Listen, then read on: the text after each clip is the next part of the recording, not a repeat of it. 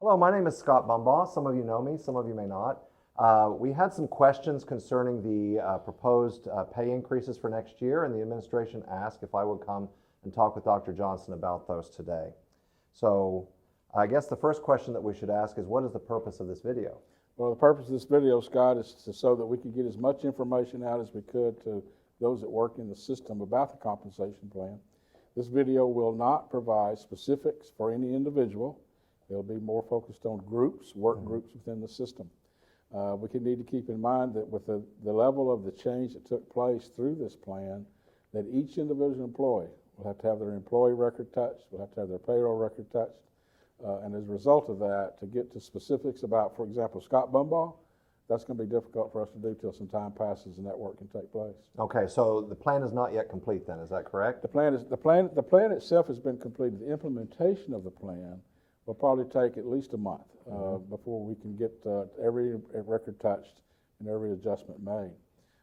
But the plan itself, yes, has been approved by the trustees. It was approved at the last board meeting in April to be implemented with the start of this next school year. Well, thank you. And how can we find out more about the plan? Well, certainly, hopefully this video will help, but if you have some questions, if anyone out there has any questions that don't get answered through the video, I think it's May 13th and 14th. May 13th and 14th in our building from 4 to 5. I'm making myself available, and Ms. McMillan will be there as well. We'll try to answer any questions that people have. Again, though, if you come saying exactly what is my salary going to be, we're not going to have that information there for you. But for the most part, I think individuals will be able to get within the ballpark of what their salary is going to be. And so that meeting will be down the hill at the personnel building? That is correct. Okay. And how much money will all teachers receive in the district? Every teacher, regardless of whether this is their first year with us or their 30th year with us, will get a $1,500 increase above their current pay level. Now, there are adjustments that will need to be made for those that have 1 to 4 years of experience in addition to the $1,500. And the reason for that is, and we're going to look later in this video at the chart that depicts that, but the reason for that is because we changed the base salary, the beginning salary, from $36,000 to $39,000.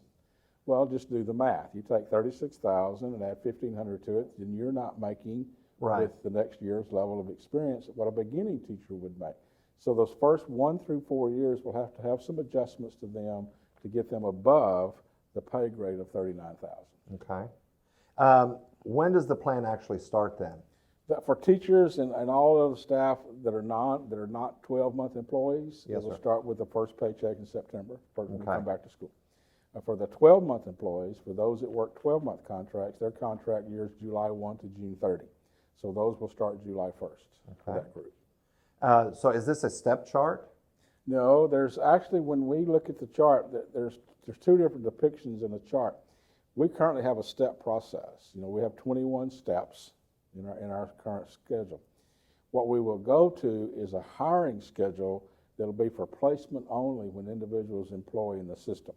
So teachers will no longer be able to look at that scale and say, okay, well, next year I'm going to get a $1,000 step increase or $250 step increase. It will be based on what the board can afford to do budget-wise in terms of an increase in salary. And so it's no longer a step, it's a hiring schedule, just for placement on the scale. So what's the difference then between a step plan and a hiring plan? And the hiring plan, the difference in those 2 plans is in a step plan, you have incremental steps. For example, in our current one, we have, for the first 3 years, there's $1,000 increments. And then it lowers to $750 for a period of time, and then it'll lower to $250 for a period of time. Well, over the course of time then, those steps then become, this is what I'm entitled to have as terms of compensation for the next year. In our hiring schedule, we will place people that we hire into the system, and everyone will be treated like that when we start. This is where you'll go, okay?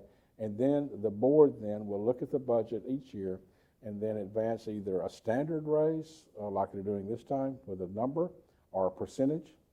Across the board, everyone's going to get 2%, 3%, 4%. And so they'll have that option. Now, where that's beneficial to us, moving from the step to the hiring schedule, those that were here 3 years ago, and recall when we froze, remember we had to, because of the budget reductions, we had to freeze salaries. When we froze salaries, we froze steps. And the reason we had to freeze the steps because one step across the system was about a $400,000 expenditure.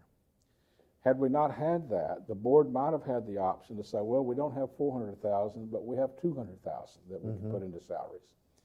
Well, we could do a $500 increase for everyone then. So let's do that. But they didn't have that option because we had the step pieces. Had we said, okay, well, let's do $500 across the board, that'd be $200,000. But then some people would have got a reduction in their step because they were at the $1,000 level. Some would have got more than they were entitled to because they were at the $250 step level in their years of experience. Yes, sir. So this eliminates that. This allows them a total look at what can the board afford to do, even in those years when we might have to freeze or again reduce. Okay, thank you. And so how are we going to handle the teachers in the district that are making less than this amount? Those that will be making less than that base amount of that $39,000. There's 125 teachers that will be in that category if all of those return. Okay, that's current today as we speak. If they return, there's 125 that have to have an additional adjustment in addition to the 1,500. There's a small group of those that are in that what we call the zero knowers in their first year of teaching. Okay, they will get the largest amount of increase because again, if you add 36,000, 1,500, they're not close to 39,000. Well, then the next group will be those that have 1 year experience, 2-year experience, 3-year experience, 4-year experience. The majority of that 125, their adjustments will be $500 or less to get them above what the pay grade would be on that new hiring schedule. So there is a group of folks. There is about 125 that will be in that category. And when can we expect to know how much we're getting? We hope, our anticipation is that the payroll office and HR office down there will have all this done, hopefully before school's out. That's our target. But realistically, probably the first week of June. But shortly after school's out, at the outset, at the outpost, our real intent is to try to have it done before school's out. Okay. Will we get a letter, and if so, when will those be coming out? Yeah, you'll get a letter, and those will be mailed directly to you, okay, indicating that. And again, like I said, our target is try to get those out before school's out, definitely by the end of the first week of June. Okay. What about the teachers that have been here for a really, really long time? Every teacher in the system is going to get $1,500 more.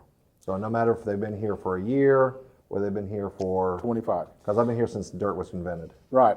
And what I would encourage those that are in that group to look at, and when we look at the chart, we can point that out again too, is that if we had kept the current schedule, the step process, if you look at like 10 years, if you just take that chart and look at the 10-year person, add 1,500 to what they're making today, and look to the right, and you'll see a number, and I'm not going to quote the number because I'll misquote it. But if you were on the step process, 11, 12, 13, at 14, you would get the same salary that you're going to receive this year. So whereas 3 years of step increases will get you the same $1,500 that you're going to get this very first year. So if you look at it from that perspective, then for 3 years I'm making $1,500 more than I would have made had I been on the step process for that same time frame. Okay. So it expedites that whole thing for that group too. All right. Before we get too much more into this, Scott, I think it'd be wise if we just back up and just take a deep breath here and just, first of all, thank the trustees for the work that they did in making this happen. We're going to look at some data later, but this is a $1.4 million commitment for them, which is, and when you look at it as a percentage of our total budget, that's a significant amount of money for them to take this and put it into salaries and the compensation for the system. What we know is that we are woefully below the market in all categories, every category in the system. This moves us towards market. It doesn't get us to market, but it's the move towards market. Well, a lot of that is our tax base, unfortunately. Yeah, and that's true. We have, several mitigating factors that do that, and some of those, and that's one of them. But I would applaud the board for what they've done and try to make as much as they can gains in closing the gaps that exist between us and others. Okay. So, Dr. Johnson, exactly what was the problem that moved us to this point then? Okay. Well, the biggest problem that we have is we're so far out of market value for all positions in our system compared to the market. Now, as we looked at our market, who is our market? Well, You know, many, many years ago, our market was pretty much just us and the people in Walker County. But today, our market's people to the south, the districts to our south. Our accessibility to those districts, in terms of we can live here and work there, creates a dynamic for us. Madisonville to our north, because of the oil and gas exploration that's taking place in Madison County, even their beginning pay exceeds our beginning pay today. And so that was the problem, not only for teachers, but for all groups, as we looked at instructional aides, assistant principals, bus drivers, cafeteria workers. In every category, we were below market in terms of compensation. So it was time to do it, number one. Number two, the opportunity was here that what we could with the restoration of some of the funds that were reduced 2 sessions ago. And so how did the school district go about addressing this problem? Well, last year, in the district improvement plan, there was a piece in that plan that directed the administration, in conjunction with the Texas Association of School Boards, who's the association that our school board belongs to conduct a salary compensation study. There was one of those done, Scott, prior to just the year before I arrived. However, that one focused strictly on administrative levels. It did not focus on all employee groups. And what we want to do is to study all employee groups. So in conjunction with the Texas Association of School Boards, our Human Resource Office, Colleen McMillan and her staff, along with others, as the work proceeded, other groups became involved. The study was conducted. We initiated the first part of that study this past October. When the work actually began, the 2 days before we got out for spring break, the draft of the study was released. We studied it over spring break and set a workshop with our trustees. That Monday we came back from spring break to share just the draft of that particular study. Okay. And what was TASB's role in all of this? TASB's role was to gather data from the other districts that we use for the market analysis. There's 10 other districts that were used in that particular study, which are in our market area, and their task was to gather the data for similar positions in those districts so we could compare what is the market values. And so they did a lot of the data collection, and they did a lot of analysis of the data that they provided to the trustees in that workshop setting. So how did TASB's recommendations differ from those of our district? Well, in the workshop setting that TASB conducted with the trustees, they recommended that all teachers receive a $1,200, what they call GPI, general pay increase. That every teaching position have a $1,200 increase, that we move from the step process to a hiring schedule. Yes, sir. Okay, that we discussed earlier, and doing those pieces. They also recommended new pay scales for all other classifications of employees that have a minimum, mid, and max range, okay? And that they would do under those new scales, they recommended a 2% increase in compensation for all work groups outside the teacher work group for those different groups. How it differed was one key piece. The board accepted all the recommendations from the study, all the recommendations from TASB with one exception. That exception being that general pay increase for teachers. As we worked with the trustees through that workshop and a subsequent workshop and ultimately the meeting where they approved it, we brought forth the recommendation of the trustees not for $1,200 for a general pay increase, but for $1,500 for a general pay increase. That was resulting in about another $140,000 in expenditure, which the board readily accepted. They challenged us to see could we do more. As we looked at that, that was about the max we felt like we could get to in terms of what available revenue would be to fund it. And so the biggest variance in what TASB recommended and what the board approved was that general pay increase for teachers, not Yes. $1,200 but $1,500. Okay. And how does that affect us then? Well, how that affects us, different work groups, we will have a hiring schedule in place, eliminating the steps increases.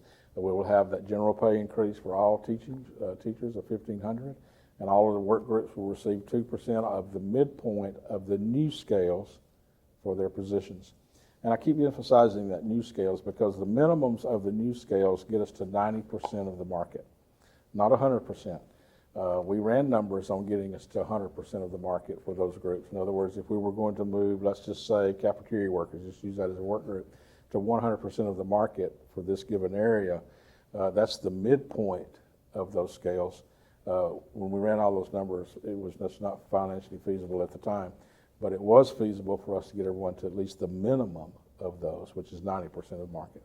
Okay. And what will the impact be on staff with this new compensation plan? Well, everyone gets an increase, okay? But I think it's important to note that not all staff within those various rows will get equal amounts of pay. I think everyone needs to recognize that. And so I would challenge our groups, as you look at your compensation, to look at your compensation.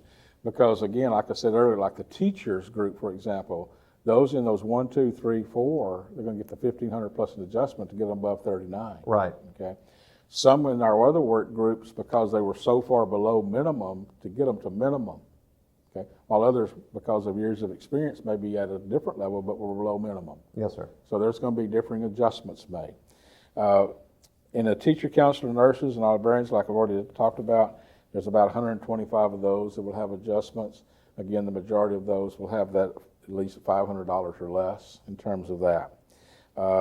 Some adjustments will be significant in their dollar amounts, but again, just keep in mind that's getting those individuals to 90% of market, not 100% of market.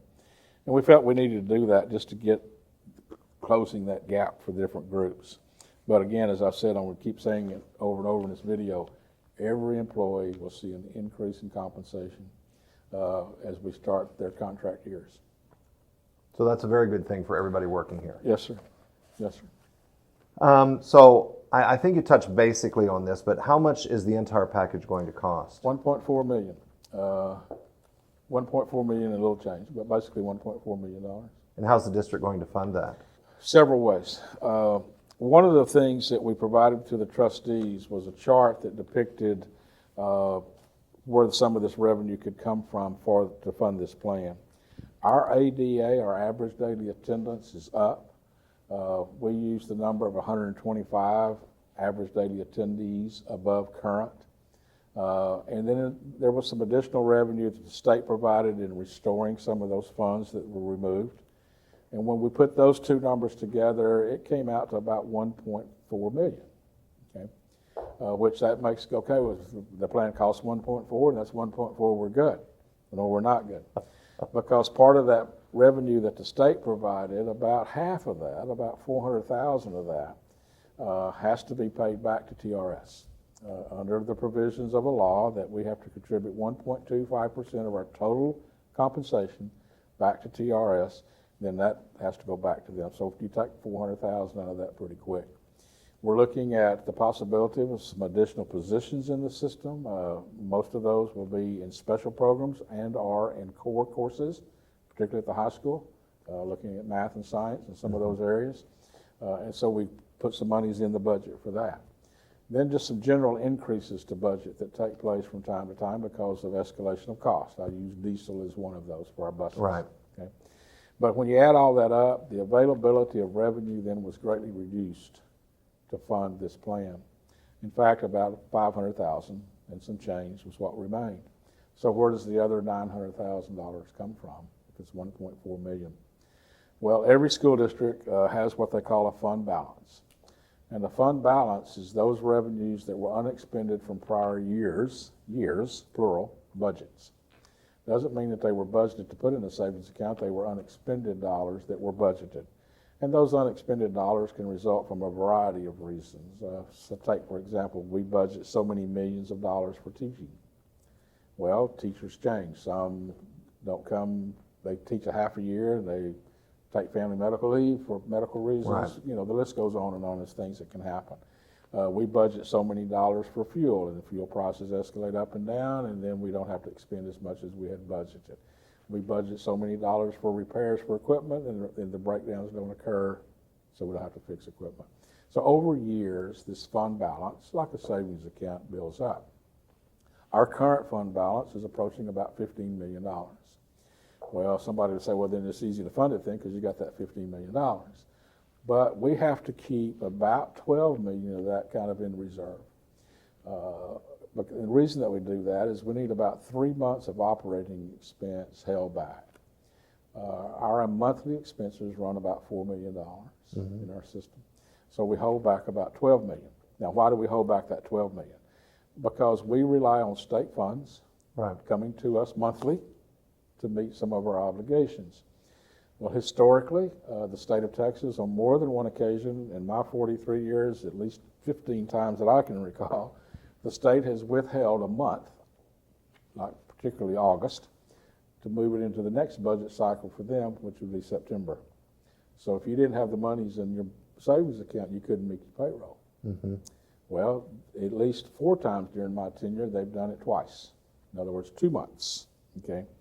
So if you didn't have, in our case, $8 million in reserve, you couldn't make payroll. So that reserve there is to make sure that in the event those things happen, you can still pay the staff, you can still meet your obligations, still pay your bills.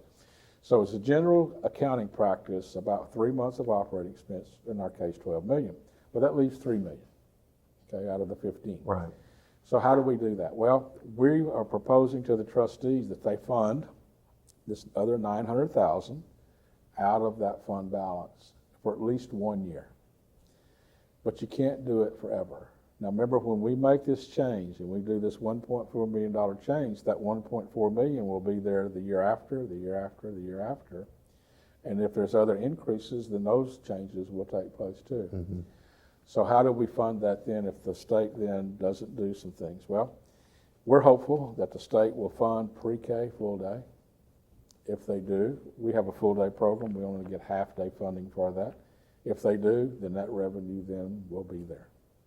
We're hoping that our ADA continues to escalate. If it continues to escalate, then there will be some additional revenues there. We're hoping that the school finance case, when settled out, that we will be a victor in that and that we will have more revenue available through that.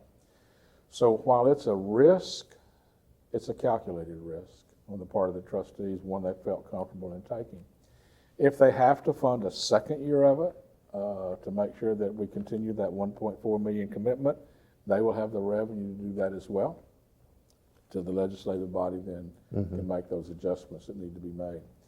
One of the things real quick about the litigation piece, we are at the bottom echelon in every category when it comes to dollars allocated per child, property value per child, so forth and so on. So regardless of how the case goes, if the school district prevail, which they will in this case, we win. The only way we can go is up in terms of dollars coming to our system. In terms of pre-K, if they fund the pre-K, then those revenues there. If they don't fund the pre-K full day, then the district would have to consider other options associated with pre-K. Do we know anything about when the lawsuit might be wrapped up? Yeah, Judge Dietz is to make his ruling later in May. We're anticipating his ruling then. The state and everyone has agreed to take it straight to the Supreme Court. It's anticipated they'll take it up in September, October. It's anticipated they won't rule though till maybe next spring, which will put it towards the end of the session, legislative session. Speculation in Austin is, depending on who the governor is and how they want to do it, they may call a special session sometime maybe a year from now, from this coming summer. And what about the cost of insurance? Insurance, oh, that's a whole nother banana. That's a tough one to peel. I just want our staff to know this, that we are in the cheapest insurance plan available to us, and that's the TRS plan. We have absolutely no control over the premiums, no control over who the carriers are. I know there's been some concern about their switching from Blue Cross or switching from Aetna to Blue Cross or back and forth, which way it is. We have no control over that. We are just a member of that system, as are the majority of the districts in Texas, a member of the TRS system, which makes it more affordable, believe it or not, even though it's very, very expensive. Will it go up? Without a doubt. How much it will go up, we cannot get that information from TRS because they're changing carriers, and in that changing of carriers, that premium is not being printed, and we won't know that till this summer. So I regret that, I really do, and I understand the burden that creates for about 45% of our staff carry TRS insurance. And I understand the burden that is, but it's something that's really totally out of our control, you know. And one of the things, you know, we do $225 a month in terms of help, you know, towards compensation for that. But because only less than 50% of our staff take insurance, that's something we have to be very mindful of, that if we make too much adjustment for that, then the other half of the staff is getting no adjustment. So we have to be mindful of that, which is a unique situation for us. It's probably due here, I think, to a large number of our employees being on the ERS with their spouse. Okay, Dr. Johnson, could you walk me through the teacher salary plan that we have here? I certainly will, Scott. And let me just point to the chart that hopefully everyone can see. There's two charts here, and this is where the article that came out in the item that I sent them an email out about a couple of days ago. The reason I had to do that real quickly is because they took this chart and they made their own chart from this chart, which really didn't depict what really is going on. Not that they made any errors or anything. The numbers they have are accurate, but they're moving from one chart to another, and they're two different charts. Okay, so let me see if I can explain this. The chart that's on the left, the 2013-14 salary schedule, is our current schedule. Yes, sir. That's the current one. Has those steps that we are very accustomed to seeing in it. We're taking everyone that's on that currently employed by the system, and we're adding $1,500 to that. Okay, and then there's some adjustments that are made for those that are in the 0, 1, 2, 3 categories. Then if you go to the right, that's the proposed new hire schedule. For next year. For next year, okay? So people that are hired, if you look at those, what increments do you see there, Scott, between those different pay grades? Initially, $1,500. Okay, so there's a $1,500 change. So we look at the beginning salary there, we see $39,000, then we see what for the next year? $39,200, $39,400, $39,600. So there's only a $200 change in that because this is a hiring schedule, not a step schedule. Okay. Okay, so it's just making that adjustment. So what teachers need to do that are currently in the system, where am I on the steps? And let's say I'm at 10. I'm a 10. Okay. I'm 41,750. That's this year. That's this year. Next year I'm going to make 43,250. I'm going to get 1,500 more. Okay. Now after that, it's dependent on what the trustees do the next year. Do they do 1,200? Do they do 1,000? Do they do 2%? You're not going to go from 43,250 to 43,500. This is not a step process. That's gone. You're established now on the higher scale. You see what I'm saying? Mm-hmm. So let's talk about a person that's outside the system that we hire, Samuel Walker Houston, that has 4 years of experience. They're coming in with 4 years of experience. They're going to come in at a salary of $40,250. Right. That's where they're going to come in as a hired into our system. Now, what do they make next year? That's dependent on what the trustees do in the budget next year. Do they do another $1,500? Do they do another $1,200? Do they do 2%? So we're moving completely away from this step process. So when people see this chart, they just need to find themselves on this chart where they are, add 1,500 to it, and that's that number you're going to see on the right. And then forget the rest of this on the left-hand side after that. Okay. Okay? Because that part has disappeared. Okay? Well, I know the one thing that has raised some questions is that very last 21 plus. 21 plus. Because everybody has the 1,500 except for that. They do too. All right. Now, the reason it stopped there, when we are hiring people from outside our system, mm-hmm. they're capped at 20 years. They may have 24 years, but their salary coming in with us is going to be $49,750, capped with 20 years into our system. You see what I'm saying? Yes, sir. So we're like, if we hire, and we do from time to time because of a limited number of people that employ, we'll hire someone who has 25 years of experience to come in and teach third grade. Okay, they're going to get $49,750 because they're going to get 20 years on our hiring schedule. They still have how many years of TRS experience? 23. They still have that. Okay, so that then takes that upper group coming to us and doesn't allow them to jump way up there. I understand. See what I'm saying? But those that are with us, they're getting 1,500. If they got 21 years, 22 years, 23 years, they're getting 1,500. Okay, thank you. Mm-hmm. The piece on the right of that model that you see there, that's what we proposed that the board consider next fiscal year. And this is all draft on that right-hand side. Money's allowed, revenue available. Our hope would be to do another 1,500 and get that base salary to 40,000. My desire when I first came here, Scott, was to see before I retired and before I did whatever again somewhere down the road, that our base salary be at least 40, at least 4,000 above current. because in critical needs areas, math, science, bilingual ed, there's a stipend added to that, okay? And it's a $3,000 stipend, meaning that makes that salary then competitive with our neighbors in those critical needs areas. And so we're not there yet. We're going to take this intermediate step of going to 39, and hopefully we'll be able to do the 40 next year. I hope. That'd be wonderful. I hope. Well, Dr. Johnson, thank you for coming over and talking with me about this. Well, Scott, I want to thank you for taking the time to come in today, and I know that you were asked to do this and to be a part of this, and I hope that as we move forward, if people ask you questions too, that they refer them to us. But I just thank you for taking your time to do this. I also want to take one more time just to thank the trustees for what they did. As I've said before, and I've said it in this course of this video, it's a risk, but it's a very calculated risk, and it's one that we had to take at this juncture. The gap's only going to get wider, and if we didn't do something now, well, we'd be way behind. Appreciate all you do. Well, thank you. Thank you for everything you do. Yes, sir.